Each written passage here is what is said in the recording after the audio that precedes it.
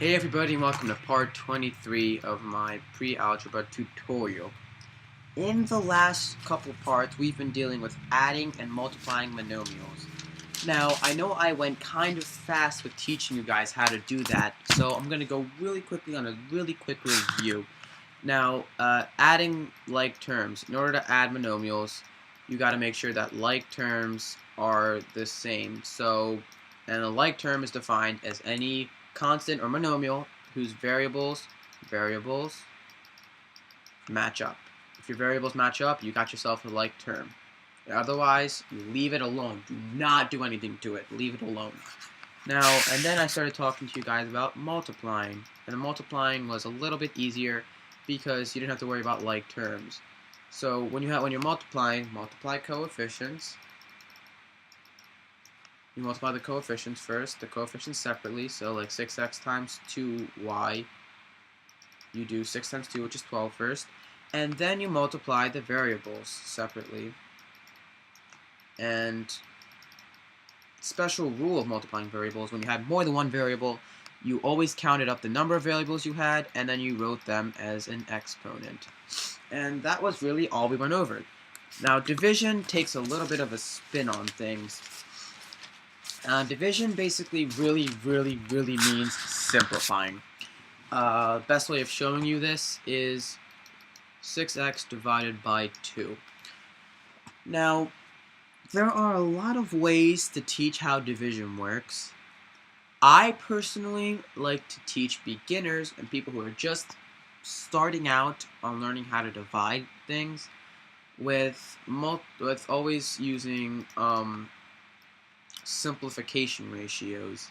So back in elementary school, when you learn how to simplify fractions, let's go over that real quickly one time. I'm going to put it in purple because it was from the past.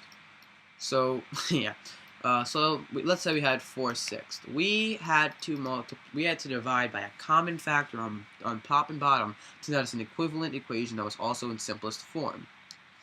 If you might recall, if you might be able to guess, that would be 2. So 2 is the highest that we could go to while still keeping whole numbers, and then we got 2/3, and that was in lowest form. Fast forward to today, we have the same thing going on. We need to find the highest possible integer that we can introduce and divide by to get an equal sign. Well, usually we're going to have a coefficient, so the highest coefficient would technically be 2, but the highest coefficient right here would be 3. However, or 6 rather. However, 2 is the highest we can go over here. But can we divide this by 2? We can divide this by 2, and it'll still get us a whole number. So we're going to wind up having to do that. These 2's will cancel, netting us 1.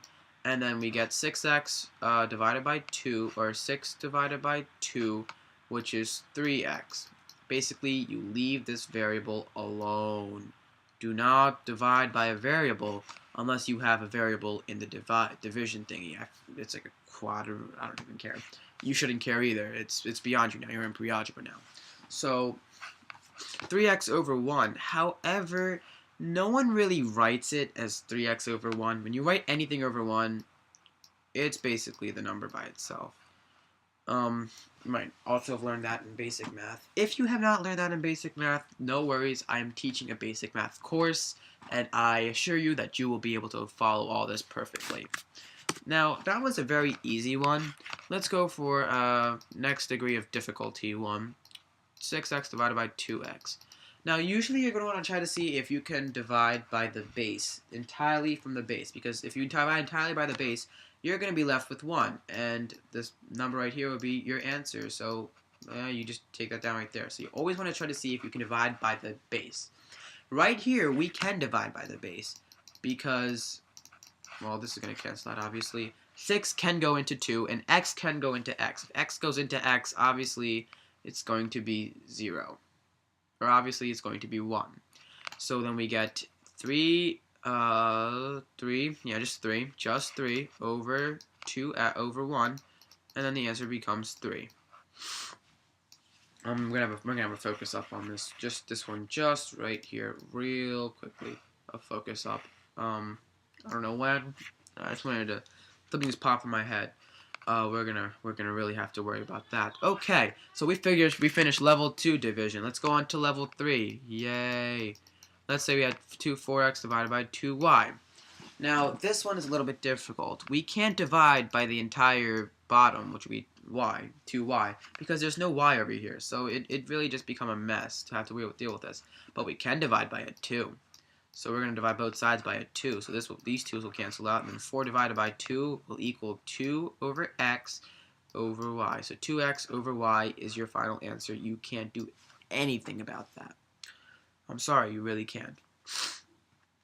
Let's go for the next step, which would be x to the 4th over x squared. Now, we're going to want to divide by the divisor, by the bottom part, and we can do that because, you know, so we're going to take this out and take this out, and then I'm going to want to talk a little bit about this. As you learned in the last part, when you multiplied exponents, you added, so multiplied, you added exponents, but now, when you're dividing, if you can guess, you're going to subtract the exponents, because in theory, they'll just really all cancel out, whatever. So 4 minus 2 is 2. So our answer becomes simply x squared. Now let's take a little look at this little glimpse at this. Now in reality, wouldn't you're just really rewriting it by writing the x squared next to it. So whenever you see two variables next to each other, you really can just subtract these two and then you get x squared, and it's a lot easier for everyone involved if you just do that. So let's do a little bit more of a tricky one to see if you really know your stuff. Let's say we have x to the 19th over x to the 14th. Well, we're going to want to subtract these two, and we're going to get x to the 5th. Now that you've learned that skill, you're ready to start working with the big dogs. Let's say we had this huge chunk of an equation right here. 9 y to the 4th, x to the 4th, y squared, all divided by 3x, and we wanted to simplify it. Well, can we divide by 3x on both sides? I think so, because we have 9, we have an x. Dividing. Remember, dividing and multiplying. We don't worry about like terms right now. No worry about like terms. We just have to figure out if we have variables present on both sides. So I'm going to divide by 3x on both sides, and this is going to wind up becoming 1. 9 divided by 3 is 3.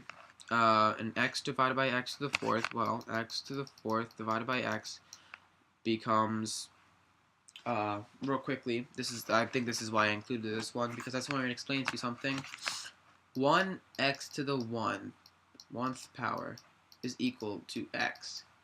What does this mean? It means a lot of times we ignore this and we ignore this because it's common. The 1 is a coefficient, as you guys learned, and this x to the 1st power means that x has an exponent of 1.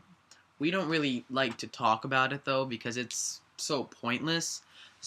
But for times like this, when you're explaining something, it's important that you see these, because then you can figure out that the answer would be 3x to the cube, x to the 3rd. So I'm going to want to write this off in the corner right here. X to the 3rd, and then we didn't do anything about the y squared, so that's going to have to be the same. And then we find that this answer is the same. Let's actually do a little checkup on this. Let's say that I multiplied 3x times 3x cubed y squared.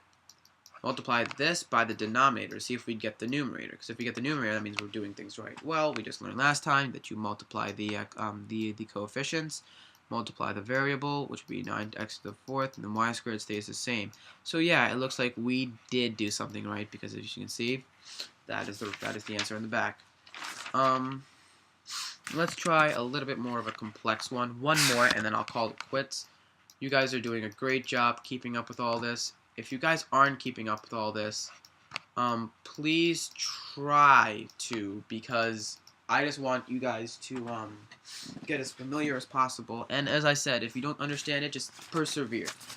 Watch these tutorials that you don't understand over and over again until it finally clicks onto you what we're doing. I'm gonna actually show you a little. It's a little longer, but it'll still give you the right answer. You don't have to divide by the entire denominator in one trick. If you don't see something, okay, go ahead. Like if you don't notice that x and x are coefficients, you're like, I'm just not going to deal with anything, I'm just going to get the coefficients out first. That's fine. You're going to bang out these, bang out this, and then you wind up with 3x to the 4th y cubed z squared over x, y, z. But as you know, you want to make sure these are in simplest form. And I could divide by yz first and just leave x on the bottom. And then get yz would be 3x to the fourth because we didn't touch that. Yz, so it'll be y squared. Remember, y cubed minus y to the first. And z to the first, we'll keep that there. And then c's and z's would cancel out. Well, z squared, so it'd actually be 1z left. Z squared, I forgot to carry that 2. So then z, and then we have x. All we have left is the z, x, y is canceled out. All we have left is x. We're going to divide this x. We're going to divide by x over x. And then we get an x, 3x cubed, y squared, z.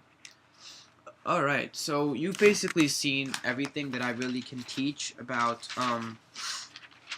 monomials. You've seen addition, which was basically stuff like if you had complicated thingies like this and you wanted to see if you could simplify it. You wanted to check to see if there were like terms based on their variables. Well, as you can see, these two x's make them not like terms. And then we did multiplication, which was basically stuff like this.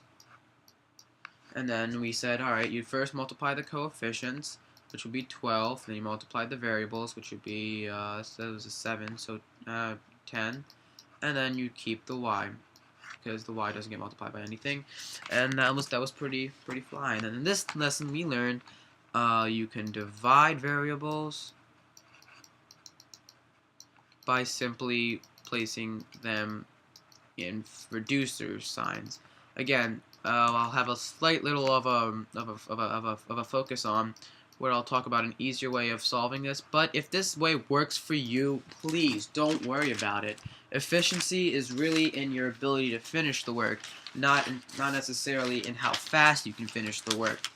You want to go for accuracy. You don't want to go for efficiency right now. But in a couple days, in a couple weeks, if you're starting to get the hang of this, really click in and try to see if you can do this. And by the way, this just popped into my mind. The best way to really watch these videos and get something out of it is to watch one part a day.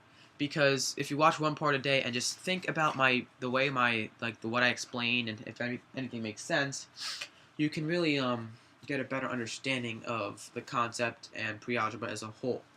That's really all I wanted to tell you guys. You guys have basically finished chapter 5 already, and so we're going to want to go into chapter 6, which starts dealing with the bulk of algebra, which is all graphing. See you guys then.